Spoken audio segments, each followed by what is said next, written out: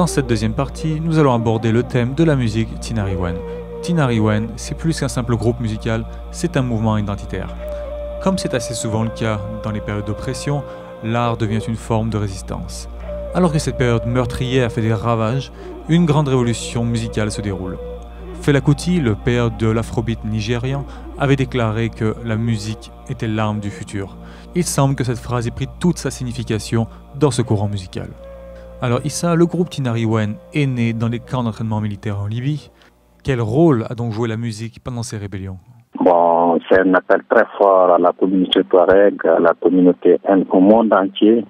C'est vraiment une prise de conscience de cette jeunesse Touareg, du rôle qu'elle devrait jouer par rapport, c'est-à-dire au monde contemporain.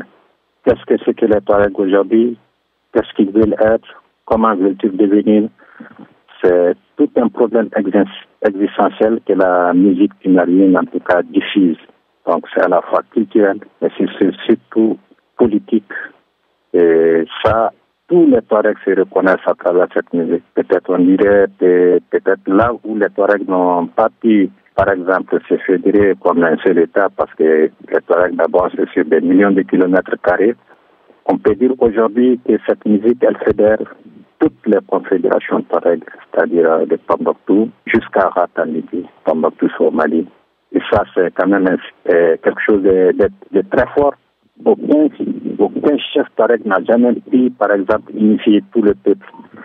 Donc, seule cette musique a pu le faire aujourd'hui, parce que tous les Touaregs se reconnaissent dans cette musique. On la chante dans les campements, on la chante en ville, on la chante à dos de chameau. Elle est partout diffusée et elle diffuse des messages forts à l'adresse du monde, à l'adresse aussi de la communauté Touareg. Et pour nous, c'est réellement tout un patrimoine qui est là, qu'il faut peut-être enrichir, qu'il faut diffuser à travers le monde, comme le fait les Tinariens avec d'autres groupes. Et c'est pas mieux pour le peuple Touareg. Et peut-être c'est cette musique et c'est cette culture qui pourrait plutôt sauver le peuple Touareg.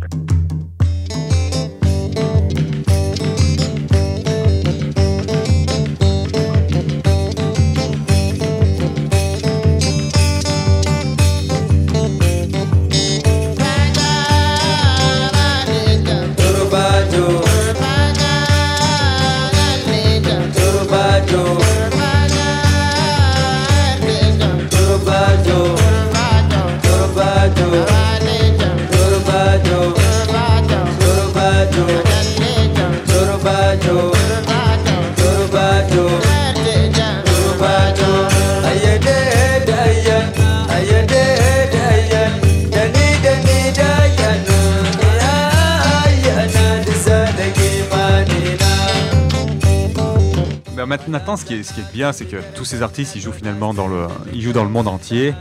Et avec tout le développement des moyens de communication, notamment Internet, ces artistes ils deviennent de plus en plus connus et ils peuvent étendre leur message, on va dire, par la musique.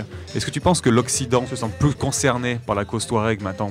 Oui, de plus en plus. Comme quand moi je prends, par exemple, MySpace Tinarienne, je vois beaucoup de Japonais, des Américains, des Australiens qui comprennent de plus en plus qu'est-ce que c'est que le Touareg et qui comprennent aussi le message qu'ils diffusent, qui comprennent aussi, c'est-à-dire que j'en ai beaucoup lu, j'en ai beaucoup rencontré, en tout cas de plus en plus. Peut-être cette musique a mieux fait diffuser l'image du Touareg qu'il ne l'a fait, par exemple, les armes, et même qu'il ne l'a fait, par exemple, les journaux.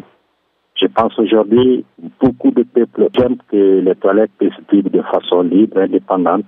Ils les rencontrent.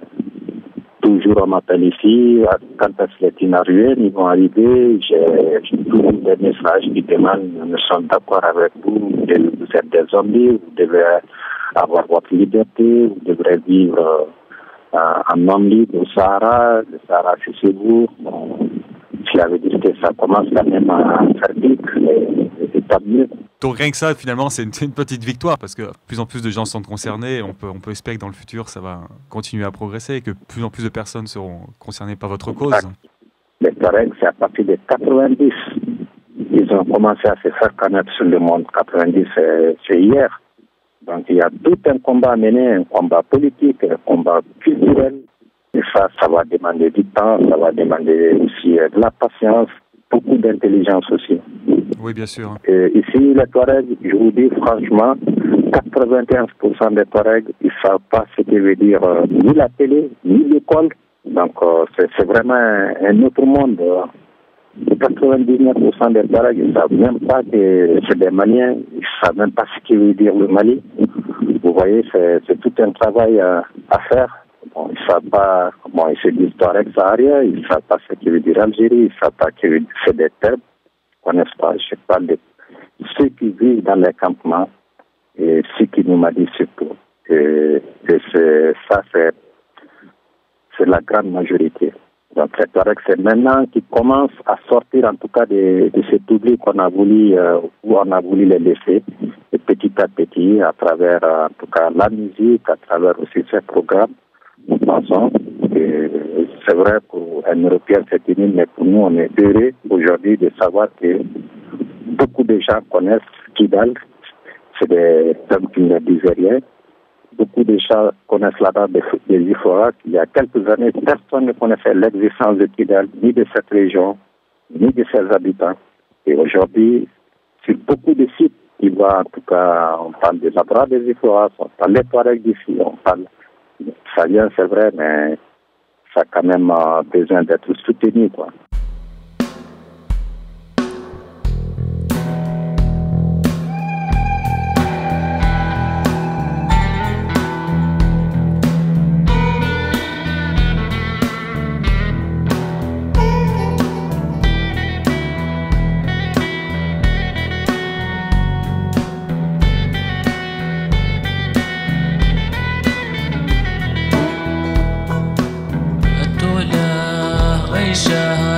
غشران تدفقن النوارد ولا نجس يمان ما تلا غيشات غشران تدفقن النوارد ولا نجس يمان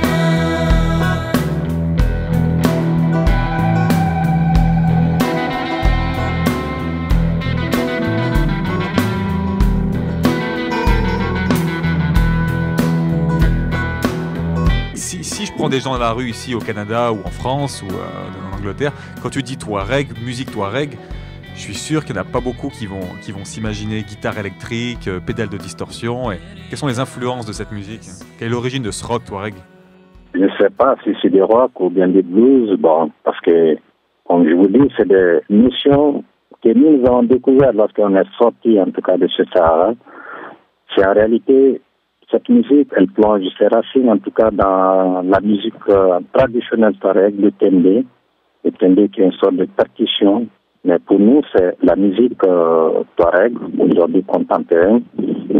C'est ce qu'on appelle Assouf, je veux dire la nostalgie, la solitude, la liberté. Et voilà. Et l'Assouf, ça habite n'importe quel Touareg. Les Kalessouf, qui veut dire aussi les gens qui habitent le désert ou bien les Galtinariens. Vous voyez, tout est lié à ce désert. Toute la musique des Tinariens est liée, c'est-à-dire à toute l'histoire, c'est-à-dire des Touaregs depuis la nuit du temps, on te parle même de l'Antiquité jusqu'à Mamadlan. On te décrit tous les paysages, toutes les mythologies, les légendes, tout se retrouve dans cette musique. Les guitares, pour eux, en réalité, ils ont réadapté la guitare, tout simplement pour mieux être écouté à travers le monde, parce que pour nous, la guitare, c'est quelque chose de neutre, c'est comme la Kala, c'est comme un Toyota 4x4, c'est comme un costume, qu'on peut utiliser comme un instrument pour arriver à des fins. À un moment, ils ont utilisé ces calaches, et aujourd'hui, ils utilisent la guitare pour diffuser un message du peuple Touareg dans son Sahara. Voilà. Mais les Touaregs, c'est un peuple comme tous les peuples du monde qui doit aujourd'hui avoir accès à l'informatique, mais tout en pouvant savoir garder sa culture. On a assez de ces clichés du Touareg, homme bleu, visage masqué. Bon,